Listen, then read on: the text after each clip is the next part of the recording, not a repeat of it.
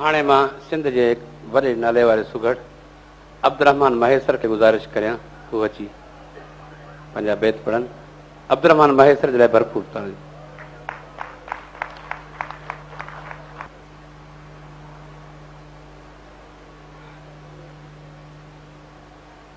वाजिबुल एहतराम साईं सैयद हाकिम अली शाह साहिब, उस्ताद अहमद खान सुहाग साहिब, सरताजुल औलिया हज़रत कलंदर लाल शहबाज जा पांधीअड़ो, मुंहिंजा सुगड़ साथियो, अस्सलाम अलैकुम। अर्ज़ आहे त फ़क़ीर माठ ते छॾे वियो, सुगड़ा जो जंहिं जाइ ते छॾे त वरी ॿिए खे उहा ॻाल्हि यादि बि अचे। सुगड़ हिन खे चइबो आहे त सभु ॻाल्हियुनि खे रखे, ईअं कोन्हे त ॿ त यादि करे पोइ हुनखे चई छॾे। इहे बणाया वेंदा आहिनि कम। हाणे हुन माठ ते छॾियो आहे। ॻाल्हि आहे माठ जी, परथो पाड़े वारीअ सां इहो कमीननि कम। को बि माण्हू उन मुल्क जो हूंदो त इन परथे लफ़्ज़ जी माना सम्झंदो। हीअ आहे साकिरे जी ॿोली, मीरपुर साकिरे जी ॿोली आहे। परथो झेड़े खे चइबो आहे। चवे थो परथो पाड़े वारीअ सां इहो कमीननि कम।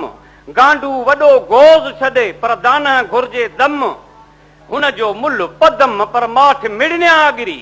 परथो पाड़े वारीअ सां इहो कमु जाहिलनि आहे। चवे थो इहो जाहिलनि जो कमु आहे, जहिड़ो न कजे। परथो झेड़े खे चइबो आहे। परथो पाड़े वारीअ सां इहो कमु जाहिलनि आहे। पर दानह दोस्त अली चवे गम दिल झले गम खाए, हुनजी क़ीमत कंहिं भर न आहे पर माठ मिड़न्या अॻरी। अध तिर जे अध जेतिरो जे दोस्त दिलासो कनि, रुठा अणाईअ रीत सां छल पए चङीअ परचनि। हथ कपिड़ो गल ॻारी ज़ारियूं ढेर कजनि, अंगण जे अचनि त वञनि सूर संदा कयूं। जीअं तपे बठ तनूर तीअं था ॿरनि मच मिजाज़ जा। रीअ कातीअ कोरियो वञे संदो सजणनि सूर, मन घणो मज़ूर पर ॿाहिरि ख़ैर ख़ल्क सां। पर कलब जंहिंजो कौड़ो सो कीअं मुहां मिठाई चोए। कलब जंहिंजो कौड़ो सो कीअं मुहां मिठाई चोए। ज़रो तहीं ज़हर जो कड़ो कातुल होए, मण मिसरियूं मेठ करे खणी धोबीअ वांगुर धोए, त बि तोड़ ताईं तोए हू कौड़ाई कान छॾे।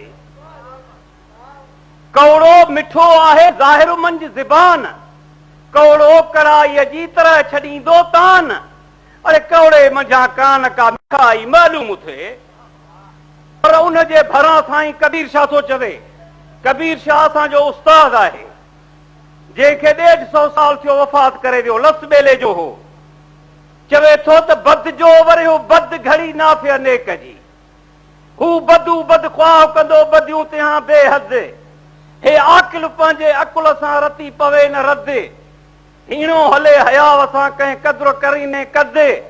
कमीणो कबीर शाह चवे निंगरो छॾे न नद, हू जात वधाए जद पीउ ॾाढो पांहिंजो।